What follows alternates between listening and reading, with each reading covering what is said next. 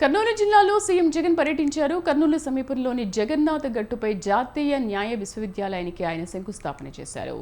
150 ఎకరాల్లో దాదాపు 1000 కోట్ల నిధులతో ఈ విశ్వవిద్యాలయం ఏర్పాటు చేస్తున్నట్లు సీఎం తెలిపారు.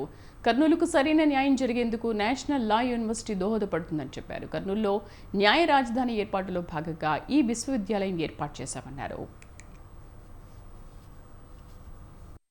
ఇక్కడ శంకుస్థాపన చేస్తా ఉన్న నేషనల్ లా యూనివర్సిటీ, ఈ నేషనల్ లా యూనివర్సిటీ అన్నది ఇక్కడ రావడం, ఈ నేషనల్ లా యూనివర్సిటీ రాబోయే రోజుల్లో ఒక మంచి హైకోర్టు భవనాన్ని కూడా ఇక్కడే హౌస్ చేయగలిగిన కెపాసిటీతో ఉన్న వ్యవస్థ కూడా అవుతుంది. ఈ కార్యక్రమం అడుగులు వేగంగా ముందుకు పడాలని దీనికోసం 1000 కోట్ల రూపాయలతో శాంక్షన్ కూడా చేయడం జరుగుతూ ఉంది.